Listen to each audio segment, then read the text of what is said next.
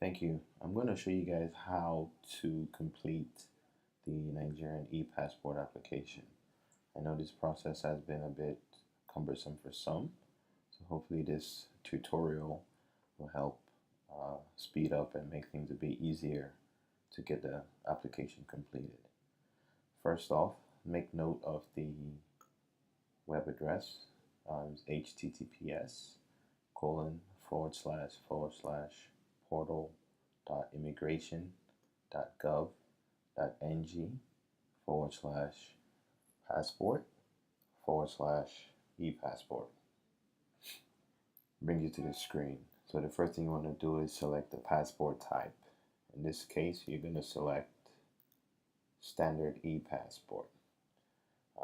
Your processing country will be the United States of America.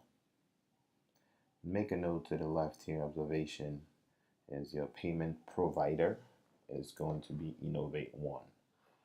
So that has to be the case if you're processing your passport in the United States. Please read through the notification area as well as a message to the valued customers.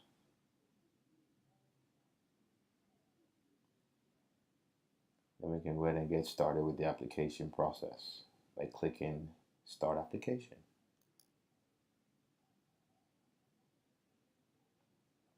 Now it brings you to this screen. As you can see, it has Innovate One Services Inc. This is where everything gets started from. So it already has your type, country, passport, United States. However, with this tool, you will either need a Google account, an OpenID account, a Yahoo account, or a Facebook account. So for the purpose of this tutorial, I'm going to go and use a Gmail account to get things going. Now it pops this screen up and it says Innovate One would like to have offline access. You would want to allow this.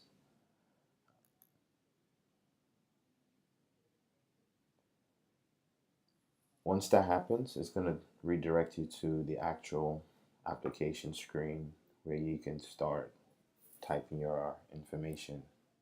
Obviously, anything with the red check mark are required fields. And click Next to continue. And brings you to where it says Step 2.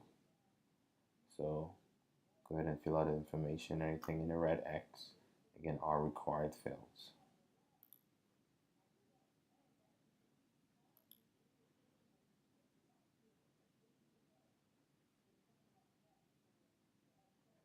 Now your permanent address in Nigeria is optional.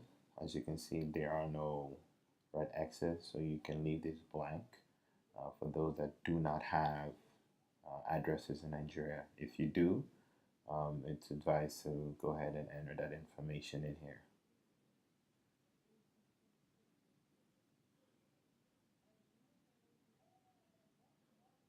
So here's your contact information.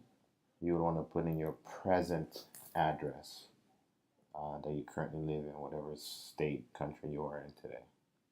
And most likely what state, since this is only for the United States. And please also follow the directions and examples. It does make a difference. So for the telephone numbers, as you can see, it has an example of a plus sign and then a phone area code and then the phone number. The height field, you can select the feet and then put it in the value and it converts it for you. Click update and it adds it in there. Now next of kin, unfortunately the address is asking for is a Nigerian address. So try to see if you can get family's address from Nigeria to put in here. Processing country, make sure it's the United States. Processing embassy, make sure it's New York. Make sure it's Atlanta, or make sure it's DC. For this particular selection, it depends on the embassy or the consular office services that will be coming to your city. In our case, here in Ohio, it's going to be New York. So we will select New York. Check the accept and then submit your application. Now it brings you to step 3. Step 3, now you have your application ID, which is needed, your reference number. This is just for you to verify that all the entry you entered are correct.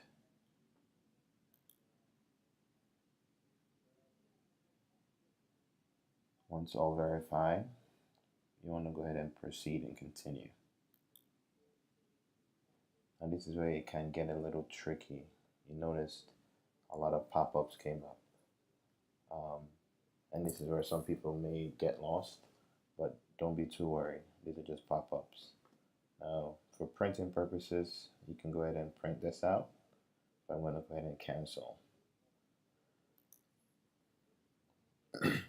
So this is what popped up. And if you scroll down all the way to the bottom, it only gives you an option to print form. And I've noticed some people get stuck in this particular section. And they think that everything is done, and they get questions, well, how do I make payments? Well, the thing is, because it popped up, the original application form is behind the scenes. So you can easily just move this down, exit out after you have printed this form, and then continue application. This is where it brings you to step 4, where you go ahead and again confirm everything, and it tells you the price of the passport itself. So it's 106, and then you can proceed to checkout.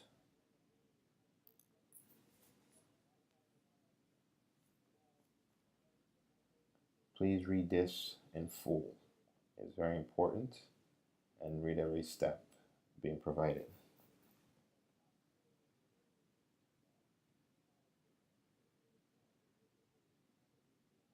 As you can see, it has in the application type, the name of the applicant, the application ID, the reference number, and the price.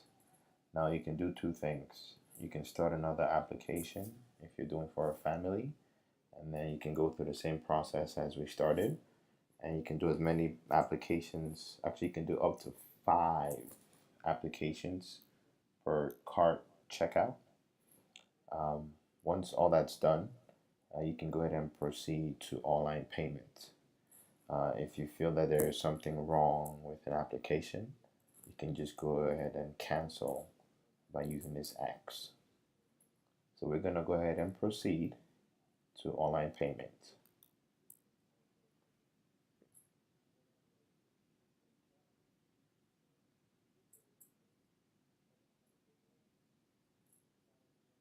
Please read the refund policy notification, the disclaimer.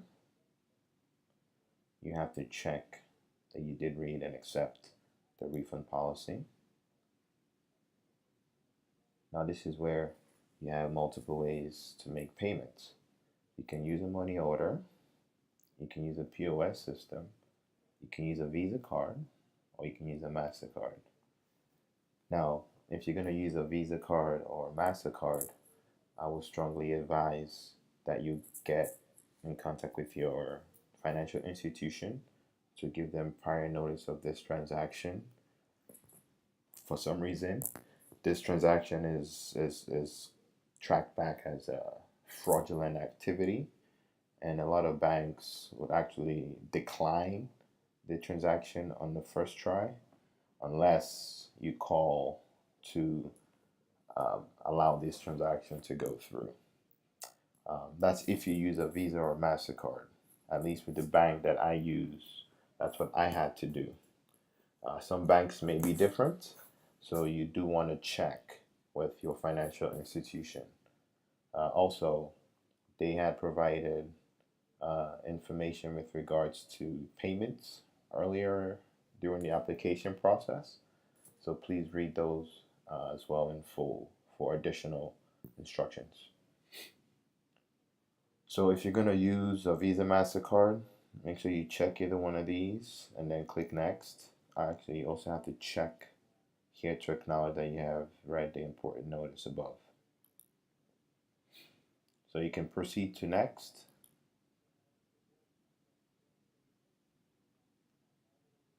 It tells you the application, the price. You hit continue.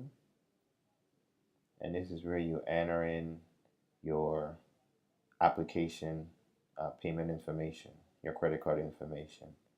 And then you click agree to the terms and you click make payment. And that concludes the MasterCard section. Now we can go back and select money order as a payment option instead, and then click next. Now you would have had to pre-purchase the money order, and these are the steps you would need to follow to use a money order. Once everything has been filled out, so fill in the Innovate one, fill in the address, your name from section, please fill in your tracking number.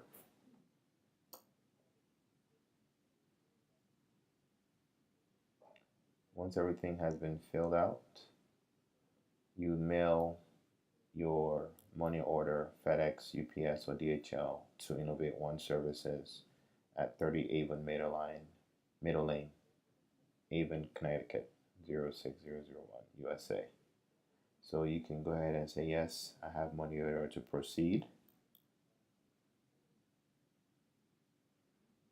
And then you have to enter the information from your money order onto here. So the serial number, you have to enter it twice, the amount, the date, your contact information, and the phone number. And that concludes the use of the money order. That concludes the use of this tool to fill out your application process. Hope this information is helpful, and thank you and have a great day.